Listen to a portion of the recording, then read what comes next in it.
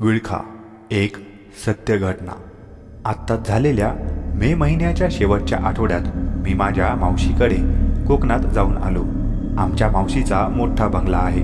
मागे साधारण 100 पावलांवर कालसरी नावाची मोठी नदी आहे। मी गेलो की कायम मला वरच्या मजल्यावर बेडरूम दिली जाते। बेडरूमला लागून एक बाल्कनी आहे। तिथून मागची छोटी छोटी कोकणी पद्धतीची घरे दिसतात, पण त्यात एक घर माझं कायम लक्ष वेधून घ्यायचं, कारण ते घर नेहमी बंद असायचं। मी जेव्हा जेव्हा मावशीकडे गेलो तेव्हा मी कायम त्या घराबद्दल मावशीकडे विचारणा करायचो, पण आमची मावशी मला तो विषय काढला की टाळायची किंवा उडवाउडवीची उत्तरे द्यायची। मी जर जास्तच विचारणा केली तर म्हणायची, नंतर सांगते निवांत, आता खूप कामे आहेत, आणि तो विषय टाळायची। मी गेलो तेव्हा एका दिवशी मान्सूनपूर्व पावसाने जोरदार तडाखा दिला होता, त्यामुळे बाहेर सगळा चिखल झाला होता।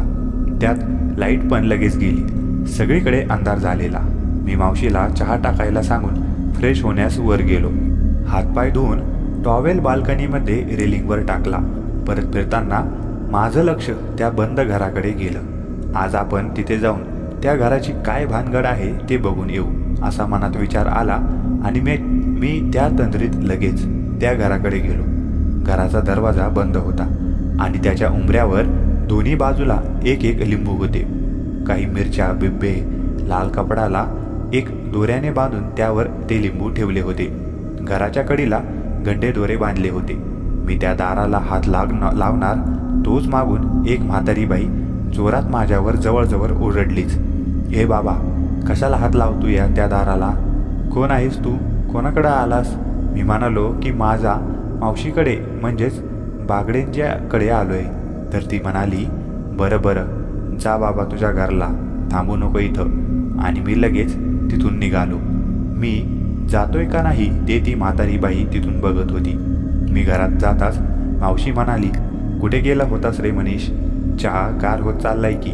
मी म्हणालो, कुठे नाही ग मावशे, इथेच गेलो होतो त्या घराजवळ। मावशी म्हणाली, कोणत्या घराजवळ? मी सांगणार इतक्यात ती म्हातारी बाई आलीच। अगं हे बयो, कुठे लक्ष आहे तुझं? तुझा पाहुणा बघ कुठे गेला होता, त्या हडळीच्या वाड्यावर। हडळ? मी थोडा चरकलोच, आणि मग मावशी माझ्यावर कधी नव्हे ती थोडी चिडलीच। कशाला गेला होतास रे तिथे? परत जाऊ नकोस। आणि पटकन ती स्वयंपाकघरात गेली आणि मीठ मिरची आणून माझ्यावरून उतरवून टाकली।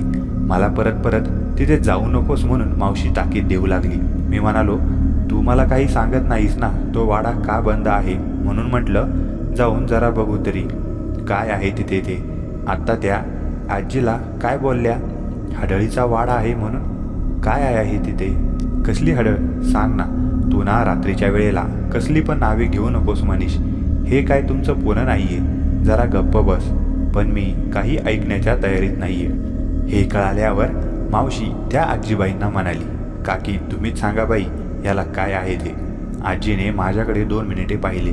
बाहेर रातकिड्यांचा आवाज वाढत होता। पाऊस पडून गेल्यामुळे बाहेर जरा शुकशुकाटच होता।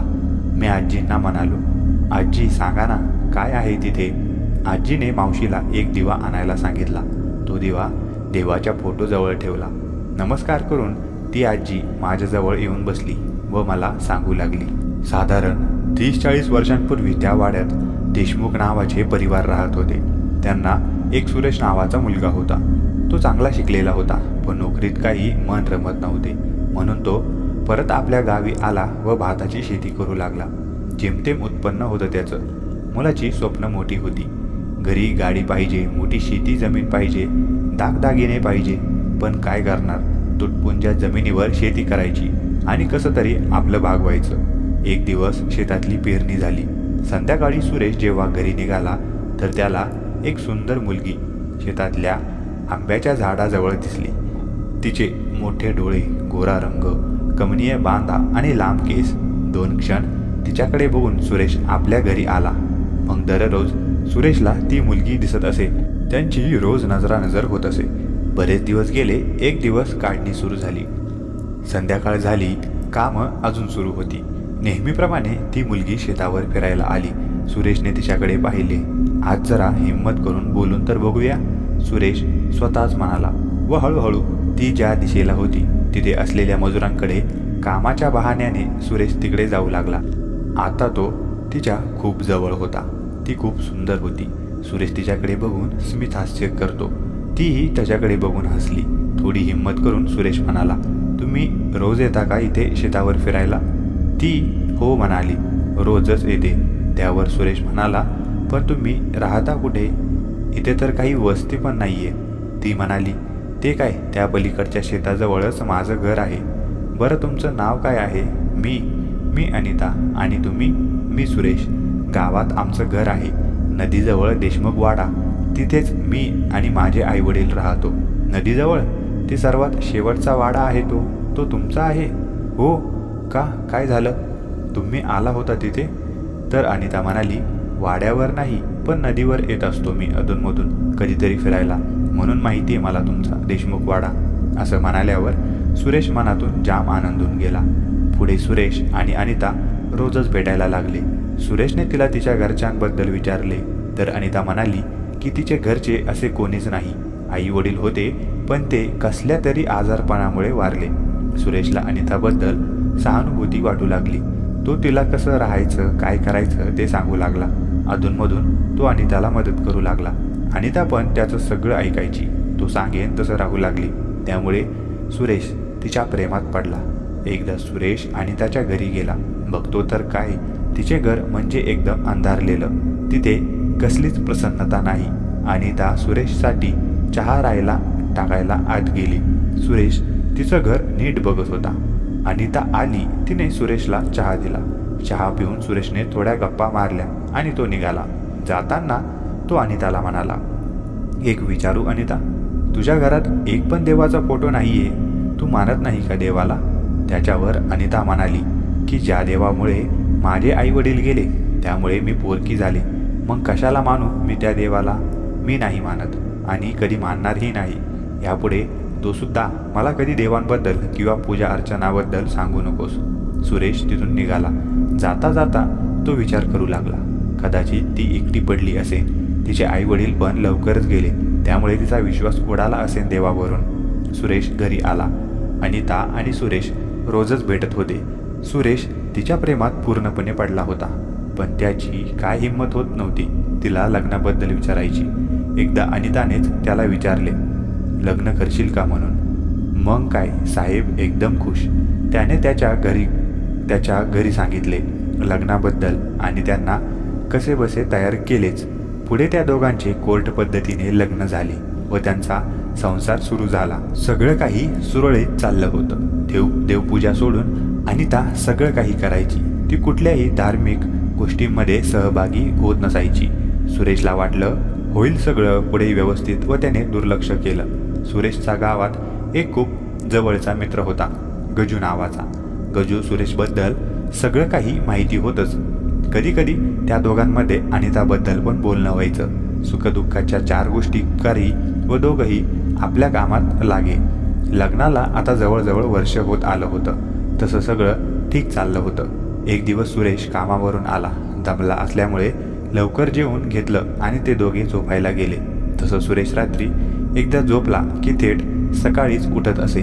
पण त्या रात्री त्याला जोरात बाथरूमला लागली होती. चिडचिड करतच सुरेश उठला. रात्रीचे 1:30-2 वाजले असेल. बाहेर रातकिड्यांचा आवाज सुरू होता. मध्येच कुत्र्यांच्या भुंकण्याचा आवाज येत होता. सुरेशने शेजारी आपल्या बायकोकडे पाहिले तर ती जाग्यावर नव्हती. सुरेशने चाच पडून पाहिले तर ती गादीवर कुठेच नव्हती. सुरेशला वाटले की ती पण कदाचित बाथरूमला गेली असेल, म्हणून तो तिकडे बाथरूमकडे गेला. पण अनिता तिथे पण नव्हती. सुरेश बाथरूमला जाऊन आला व परत आपल्या बिछाण्यावर गेला, पण अनिता तिथे पण नव्हती. सुरेशला जरा चमत्कारिक वाटलं. मी जाऊन आलो तरीही अजून आली नाही, असं कसं? कदाचित ती स्वयंपाकघरात पाणी पिण्यास गेली असेल, असं स्वतःला सांगून तो तिची वाट पाहू लागला.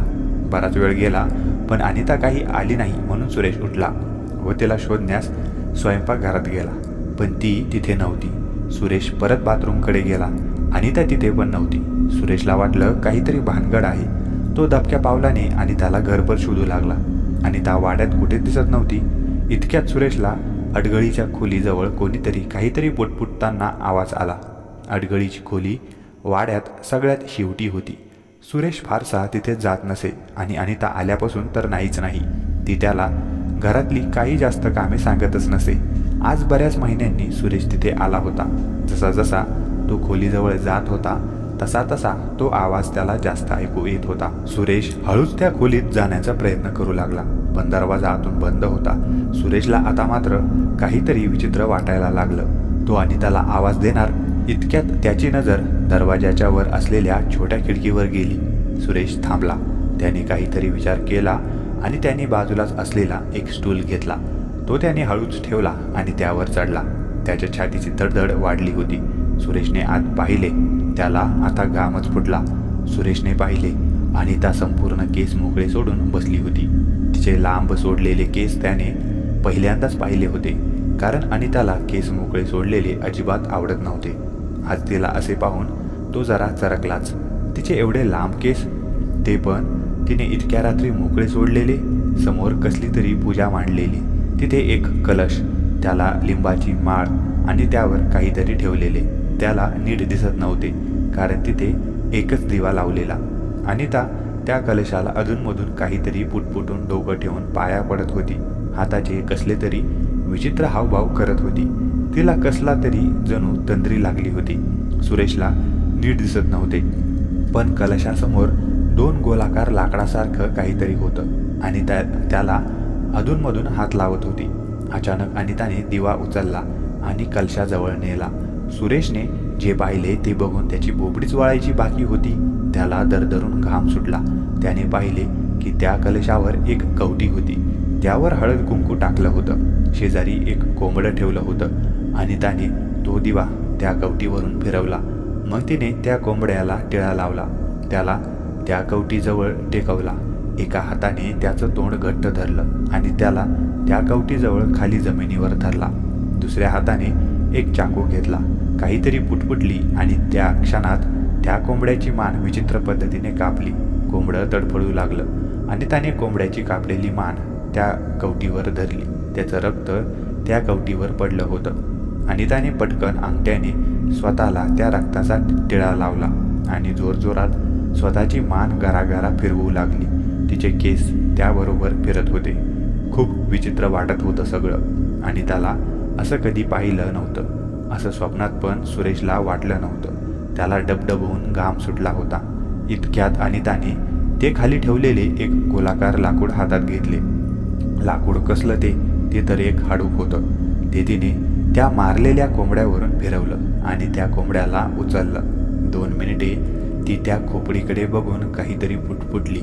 तिने ते सांडलेले रक्त स्वतःच्या केसाला लावलं आणि ते कोंबडं कच्चच खायला सुरुवात केली. विचित्रपणे अनिता घुमत होती. ते सगळं बघून सुरेशला कसं तरी व्हायला लागलं. पुढे अनिता काय करणार हे बघण्याची त्याची हिंमत संपली होती. बघितलं तेवढं खूप झालं. त्याला आता स्वतःच्या जीवाची भीती वाटायला लागली. तो हळूच खाली उतरला. दबक्या पावलाने आपल्या खोलीकडे गेला आणि झोपण्याचा प्रयत्न करू लागला. पण जे काही त्याने पाहिलं होतं ते बघून त्याची झोपच उडाली होती. काही वेळाने कोणीतरी बाथरूममध्ये गेलंय हे त्याला कळालं. सुरेशने घड्याळ पाहिलं. 4 वाजत आले होते. अनिताचं असणार, त्याने विचार केला. थोड्या वेळाने अनिता खोलीत आली. सुरेश कूस बदलून आधीच भिंतीकडे तोंड करून झोपला होता. झोपला कसला, झोपायचं नाटक करत होता. अनिता आली आणि त्याच्या बाजूला गपचूप येऊन झोपली. मध्येच ती उसासे टाकायची की सुरेशच्या मनात धस्स व्हायचं. काहीतरी पुटपटत ती झोपली. सुरेशची हिंमतच होत नव्हती तिच्याकडे कूस बदलून झोपायची. तिला बघायची. कशी दिसत असेल ती आता? का तशीच बाहेर आली? कधीपासून हे सुरू आहे? हे काय आहे हे सगळं? एक ना अनेक प्रश्न त्याच्या मनात येऊ लागले. आजी पुढे सांगू लागल्या.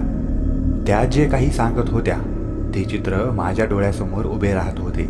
सुरेश सकाळ होण्याची वाट बघत होता आणि एकदाची सकाळ झाली. आता चांगलंच उजाडलं होतं. अनिता पण उठली. पटकन ती बाथरूममध्ये गेली. अंघोळ वगैरे करून ती सरळ स्वयंपाकघरात गेली. सुरेश उठून तयार झाला. अनिताकडे जाण्याची त्याची हिंमत होत नव्हती. तरी पण हिंमत करून तो स्वयंपाकघरात गेला.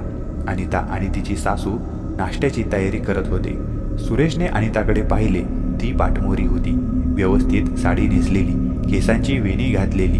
तिचे केस बघून सुरेशला काल रात्रीची केस मोकळे सोडलेली अनिता आठवली. त्याच्या डोळ्यासमोरून तिचे कालचे रूप जातच नव्हते. अचानक अनिता वळाली. तिने सुरेशकडे पाहिले. सुरेश एकदम दचकला, जरासा मागे सरकला. अनिता त्याला म्हणाली, काय झालं? तुमचा चेहरा एवढा पांढरा का झालाय? काही नाही, दे डब्बा लवकर, उशीर होतोय, असं म्हणून सुरेश तिथून निघाला. आज त्याचं कशातच लक्ष लागत नव्हतं. सारखं त्याला काल रात्रीच आठवत होतं. काय करावं विचार करून करून बेजार झाला तो. सुरेशला गजूची आठवण झाली. सगळी कामे सोडून तो गजूकडे गेला. गजू दुपारचं जेवायला घरी आला होता. सुरेशला दुपारचं घरी बघून त्याला थोडं आश्चर्यच वाटलं, कारण सुरेश दुपारचं कधी सहसा जात नसे. आज तो आलाय म्हणजे काहीतरी खास आहे. गजूने सुरेशला चहा पाणी दिले. सुरेशचा गंभीर चिंताग्रस्त चेहरा गजूच्या नजरेतून सुटला नव्हता. तरी पण त्याने सुरेशला विचारले, काय झालं? सगळं ठीक आहे ना, का भांडण झालंय? काय बोलावं सुरेशला काही सुचत नव्हते. कसं सांगू, काय सांगू? हळूहळू सुरेशने रात्री घडलेला प्रसंग गजूला सांगितला. गजूचा विश्वासच बसेना. असं काहीतरी सुरेश सांगेल याची त्याला स्वप्नात पण कल्पना नव्हती. आता चक्कर येण्याची वेळ गजूची होती.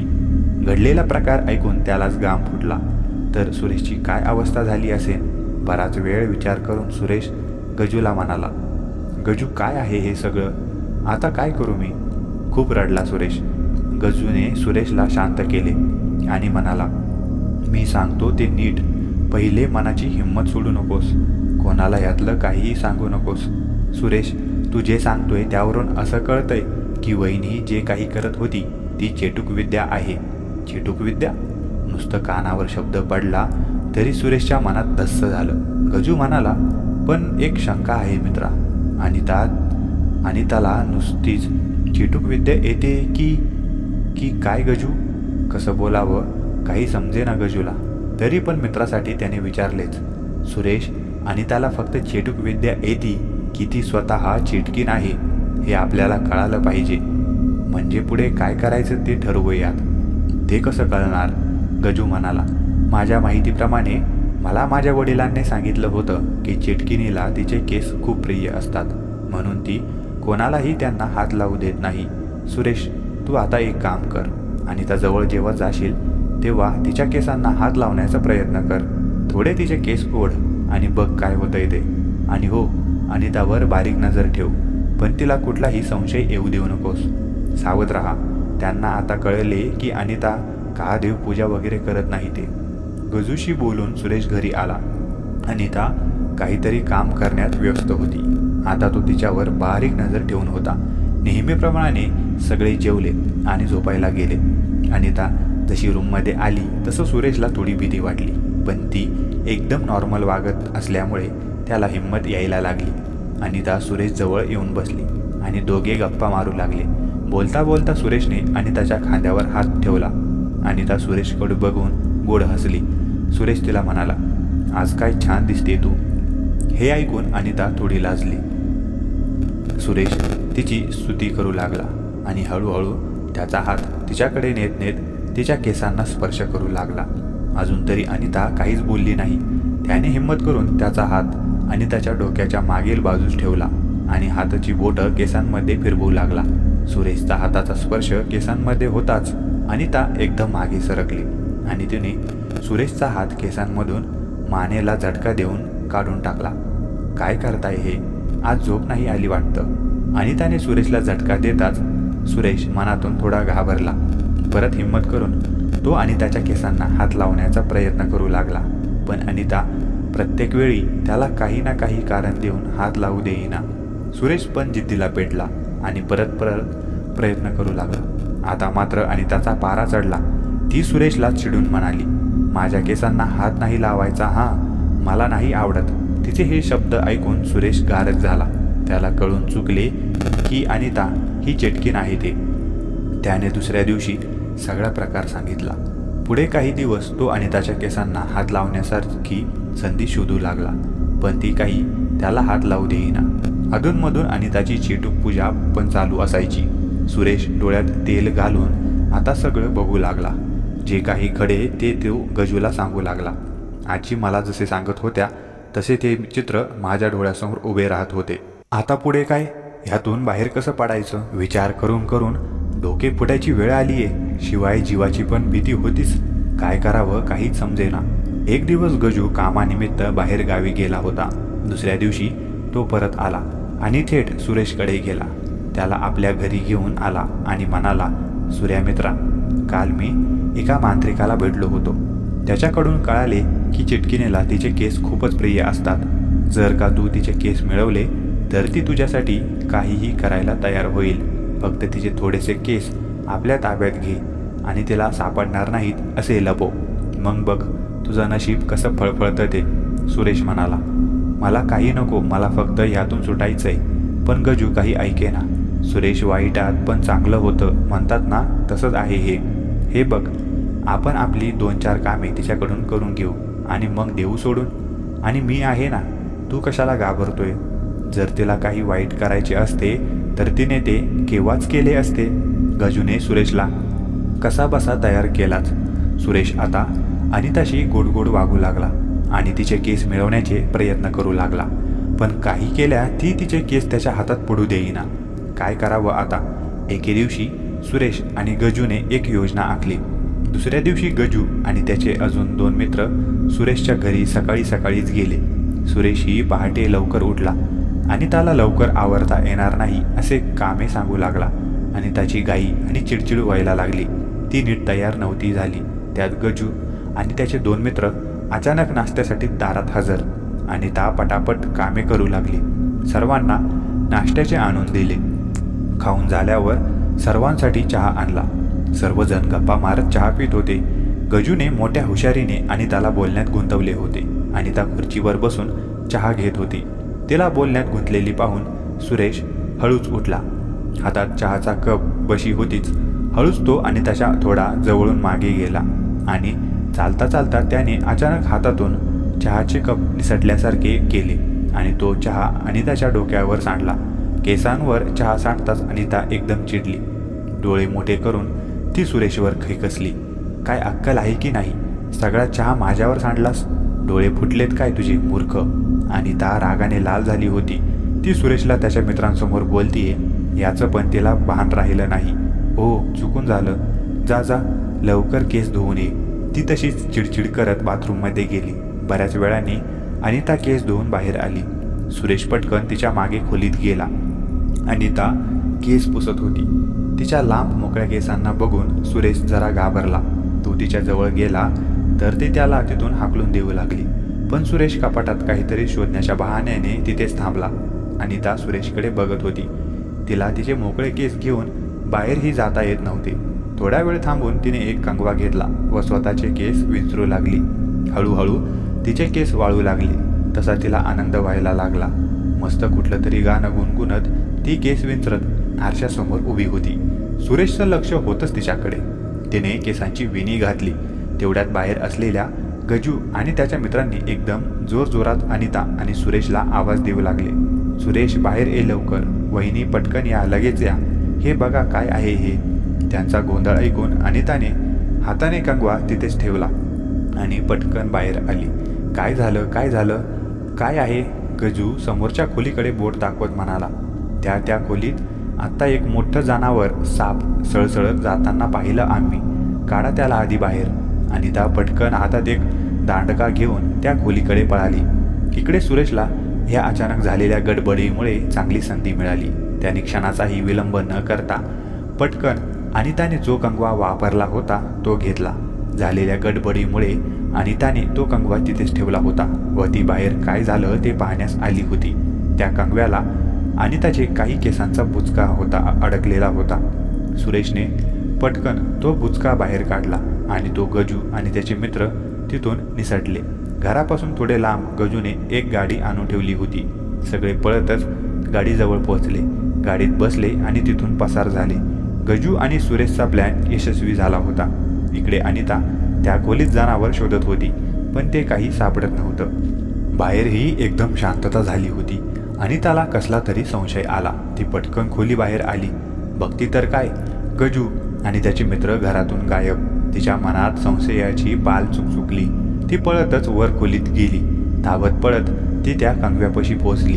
कंगवा हातात घेऊन बघते तर काय, केसांचा बुचका गायब. ती घरभर हातात कंगवा घेऊन सुरेशला शोधू लागली, पण सुरेशही दिसेना. ती बेभान होऊन शेताकडे पळाली. सुरेश तिथेही नव्हता आणि त्याला कळून चुकले की सुरेशला तिचं खरं रूप कळालंय. तोच तिचा केसांचा बुचका घेऊन पळालाय. ती वेडीपिसी होऊन सुरेशची वाट बघू लागली. घरात आदळआपट करू लागली, चिडचिड करू लागली. तिच्या केसांशिवाय बेचैन झाली.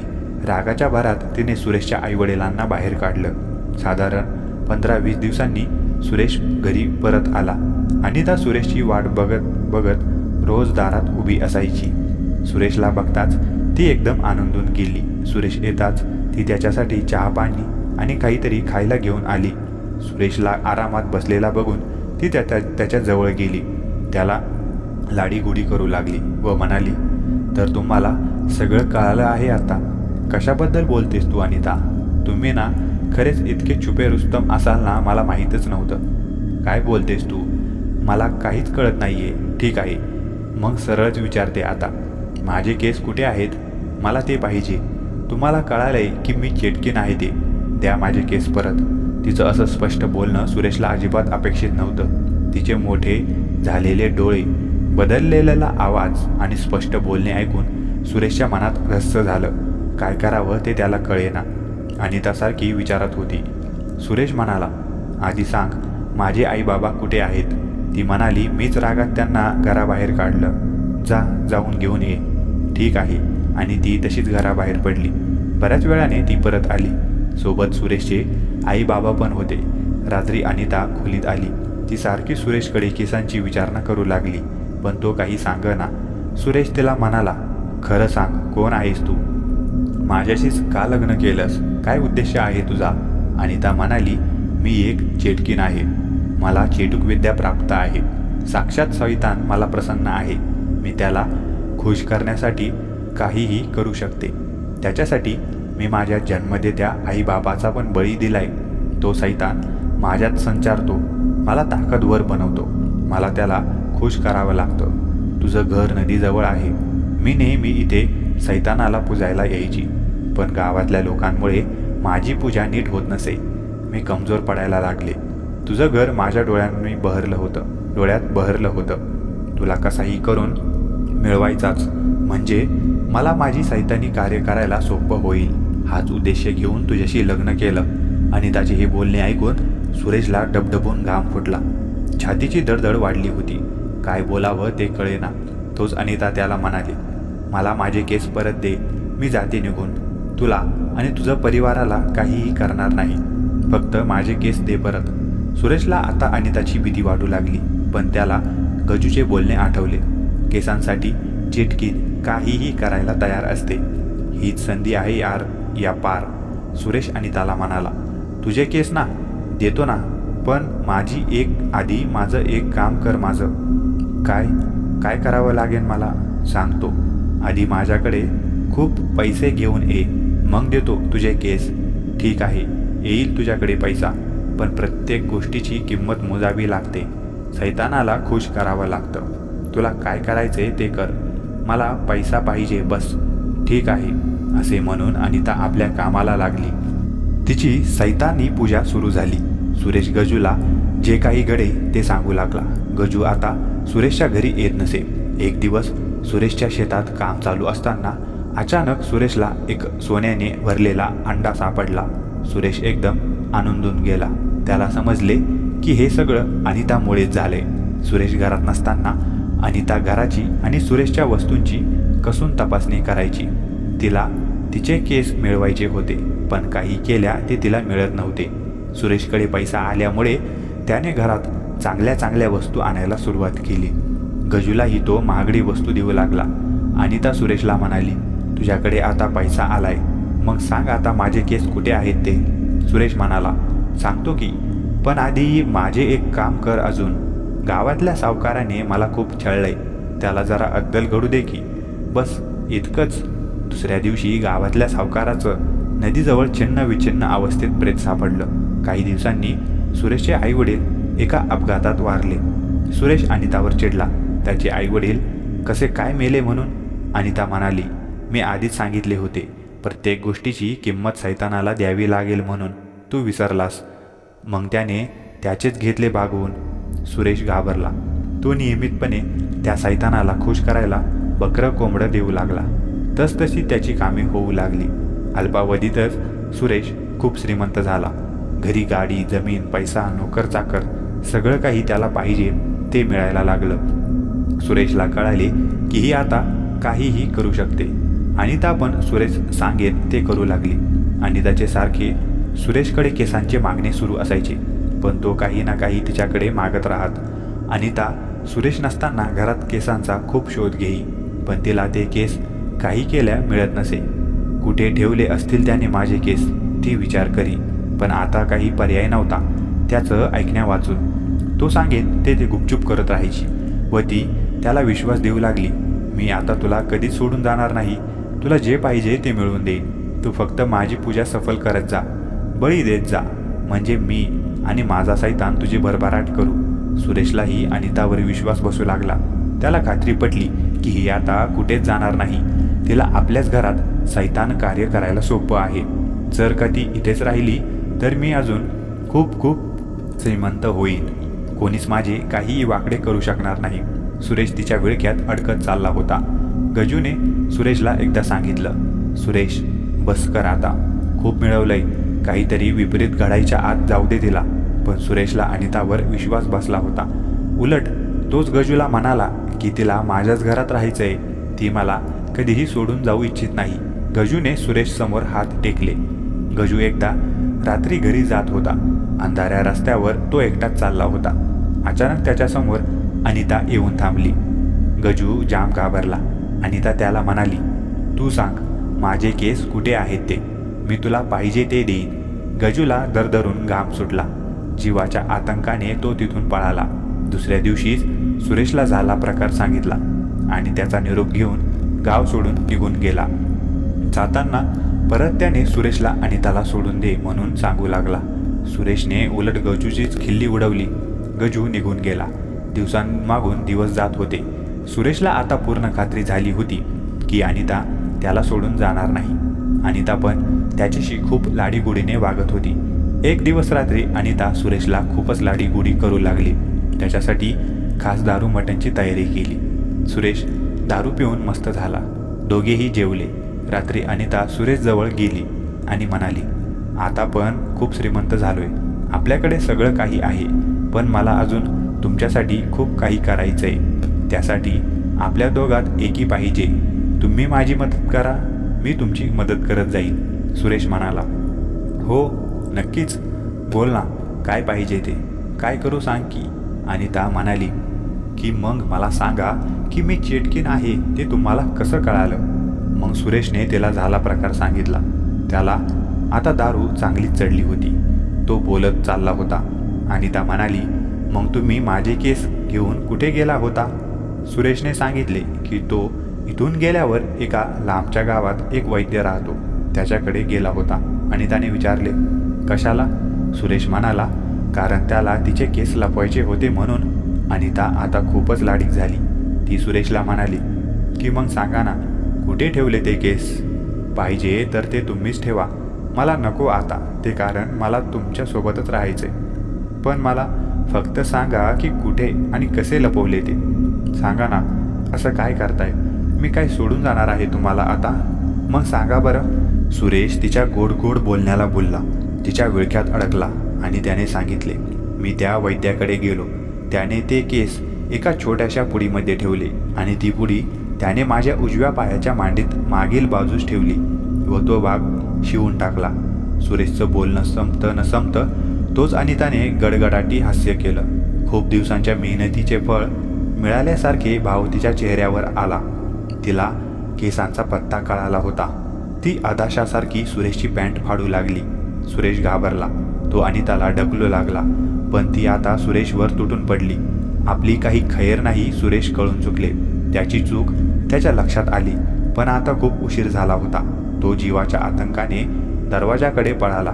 अनिताने झपकन त्याच्यावर उडी घातली. त्याचा एक पाय हातात धरून फरफटत त्याला आत खेचला. जवळच असलेल्या एका स्टूल तिने उचलला आणि कसलाही विचार न करता सुरेशच्या पाठीत जोरात मारला. सुरेश उपडा पडला आणि त्याची नजर सुरेशच्या मांडीवर होती. तिला आता दुसरं काहीच दिसत नव्हतं. तोंडाने फक्त ती माझे केस मला मिळणार आता, खूप तरसवलं या मुर्द्याने असे म्हणत होती. मध्येच हसत होती. सुरेश तिला समजावण्याचा प्रयत्न करू लागला, पण ती आता कसली ऐकते. ती सुरेशच्या पायावर बसली. जोरात तिने स्वतःची हाताची नखे सुरेशच्या मांडीत खुपसली. सुरेश जीवाच्या आतंकाने ओरडू लागला. दोन्ही हाताने तिने सुरेशची मांडी फार विचित्रपणे फाडली आणि त्या मांसाच्या आणि रक्ताच्या थारोळ्यात अनिता ती पुडी शोधू लागली. अखेर तिला ती केसांची पुडी सापडली. ती तिने उघडून बघितली. स्वतःचे केस पाहून खूप विचित्रपणे हसली. तिने सुरेशच्या फाडलेल्या मांडीवर दोन्ही हात पुन्हा एकदा घुसवले.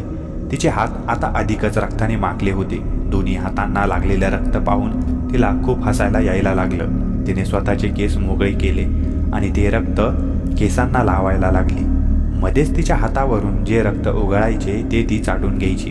तिचा रक्त उत्सव सुरू झाला होता. सुरेश तिथे मरण यातना सोसत होता. जोरजोरात ओरडत होता. त्याचा आवाज ऐकून आजूबाजूचे लोक जमा व्हायला लागले आणि त्याच्या हे लक्षात येताच ती सुरेश जवळ गेली. सुरेश तिला जीवदान देण्यासाठी विनवणी करू लागला. अनिता त्याचं काहीही ऐकत नव्हती. तिने सुरेशचा तो जखमी पाय हातात घेतला. सुरेशला तर आधीच अर्धमेला झाला होता. सुरेश खाली पडलेला. ती उभी आणि त्याचा पाय तिच्या हातात. तिने कसलाही विचार न करता सुरेशचा पाय जोरात ओढला, इतका की त्याचा पाय कंबरेपासून तुटून तिच्या हातात आला. तो घेऊन ती पळतच वाड्याबाहेर आली आणि नदीकडे पळाली. तिचा तो असला अवतार बघून, हातात तो तुटलेला पाय बघून जमलेली सगळी लोक तिथून पळाली. अनिता नदीकडे पळाली आणि तिने पाण्यात उडी घेतली. तशी ती दिसेनाशी झाली. इकडे अर्थातच सुरेश मरण पावला होता. नंतर कित्येक वेळेला तिचा आवाज त्या वाड्यात येत असे. अमावस्या पौर्णिमाला तर खूप जणांनी तिथे उजेडही पाहिला आहे. म्हणूनच काही जाणकार लोकांनी तिथे मांत्रिक बोलावून ते घर कायमचे बंद केले. काही दिवसांनी गजू पण विचित्र अपघातात मेला ही बातमी कळाली. आजीने मोठा उसासा सोडला. मी तर ऐकून थक्कच झालो. असं खरंच घडू शकतं? आजही संध्याकाळी नंतर कोणीही त्या नदीवर अगर वाड्याजवळ जायची हिंमत करत नाही. आजीने माझ्याकडून तिकडे परत न जाण्याचं आश्वासन घेतलं. माझा भूताखेतांवर विश्वास आहे की नाही माहीत नाही, पण आजी ज्या पोटतिडकीने सांगत होत्या ते बघून असं वाटतं की विषयाची परीक्षा न घेतलेलीच बरी. मित्रांनो आणि मैत्रिणींनो, तुम्हाला एक छोटीशी विनंती आहे की मी एक स्पर्धा परीक्षेची तयारी करणारा एक विद्यार्थी आहे. अभ्यास करता करता थोडाफार आर्थिक हातभार लागावा म्हणून साईड बाय साईड मी हे एक यूट्यूब चॅनल चालवत आहे. जर तुम्हाला माझे व्हिडिओज आवडत असतील तर तुमच्या स्वइच्छेने तुम्हाला जेवढी आर्थिक मदत करता येईल तेवढी तुम्ही करू शकता. यात सर्वस्वी तुमची इच्छा आहे. तसेही मी तुमच्यासाठी दररोज नवीन रोमांचक कथा घेऊन येतच राहील. फोनपे, गुगल पे करण्यासाठी तुम्ही या नंबरवर मला आर्थिक मदत पाठवू शकता. धन्यवाद. मित्रांनो, अशाच कथांसाठी आपल्या चॅनलला सबस्क्राईब करा.